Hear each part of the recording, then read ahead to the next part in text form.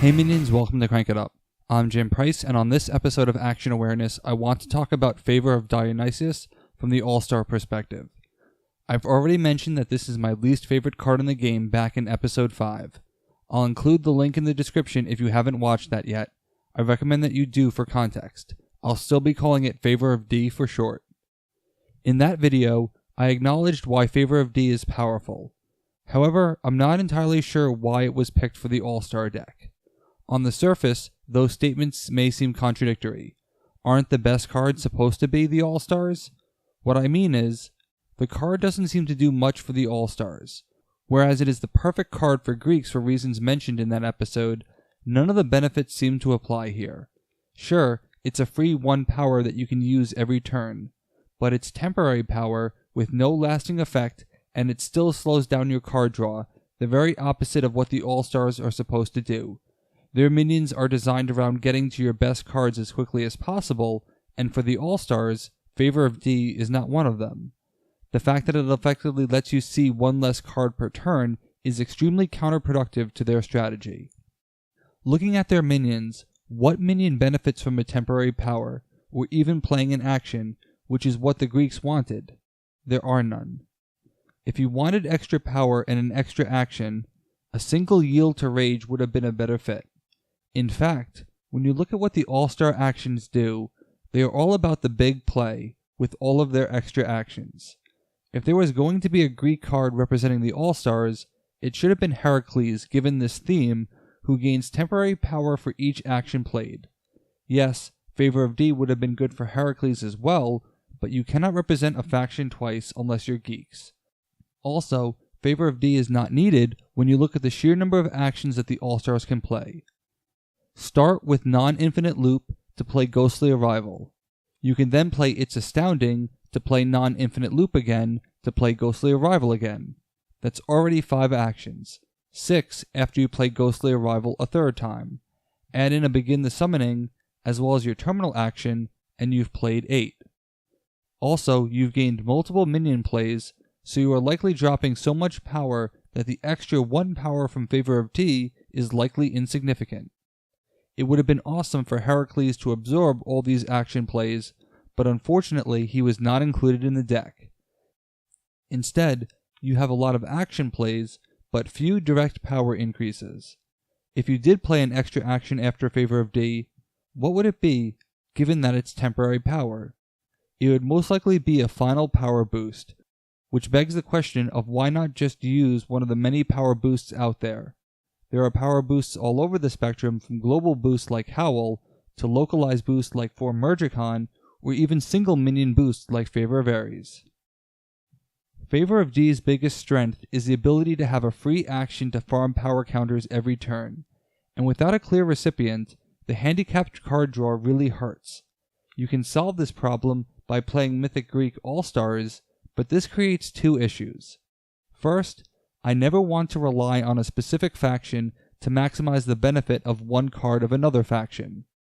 While it's okay for a card to be situational, limiting that situation to 1 specific other faction makes the card feel stagnant in your hand.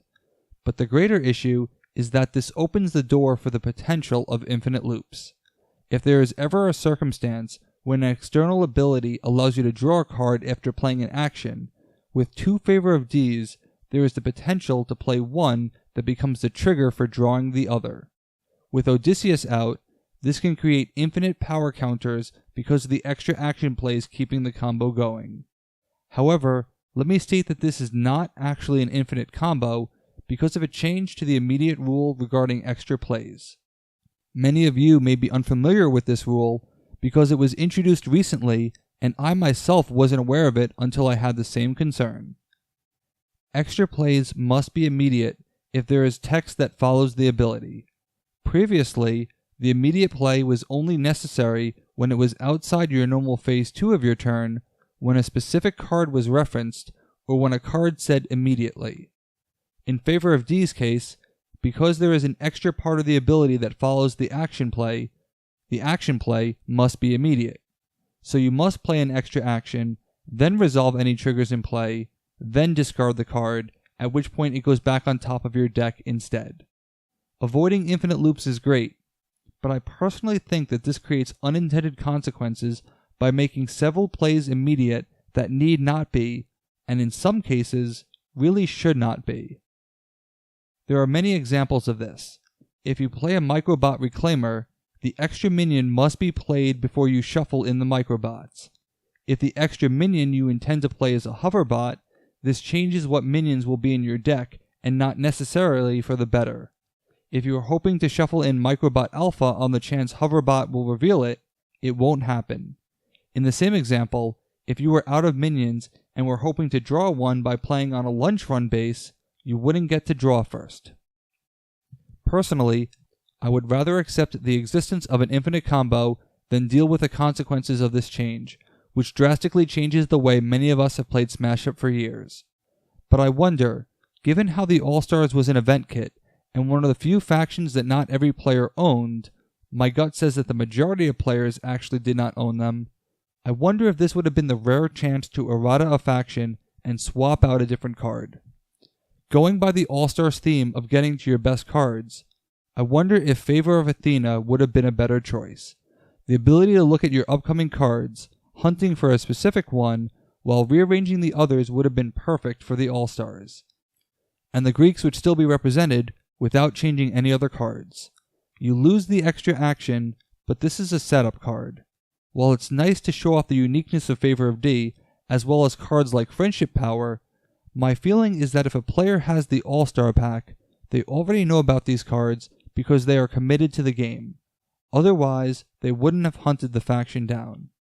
Given that the Big Geeky box includes the All-Stars, this would have been the perfect opportunity to swap out the card while giving all players extra incentive to buy the box when many people would not have needed it in the first place. When you view the All-Stars from the King Rex perspective, what does it look like to add King Rex on a base? Using only their actions, King Rex adds 9 power, 1 from Favor of D, and 1 from Full Moon. Normally, I wouldn't complain about 9 power, but when 7 of that comes from a singular card, and 1 of that would apply to any card, I can't help but wonder if Favor of D was the right choice. It just lacks that final punch that I would have expected from the All-Stars. When Favor of D comes out for the Greeks, my first reaction is honestly, oh snap, this is probably the game right here. But my reaction when the All-Stars play it is honestly good. Let them slow down their card draw. It's a complete reversal, and the inclusion creates the most elegant infinite combo in the game, unless you use the new immediate rule, which you should because we should be playing by the rules.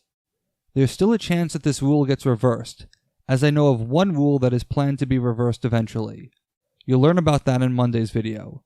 But I wanted to take this opportunity to highlight an important change to the rulebook so that you'd be aware of it.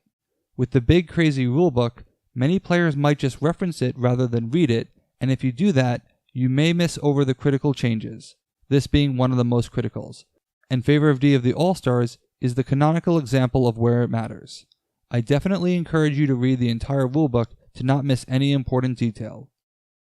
So to end this video, I ask you this question. Would you rather play under the new immediate rule? Would you rather ban the combination of All-Star Greeks? Or would you rather live with the infinite combo? Let me know in the comments. As this is a new rule, introduced first in the Big Crazy Rulebook, your feedback as fans is critical. That's it for this week. Thanks for watching. Be sure to like and subscribe. Let's shut it down.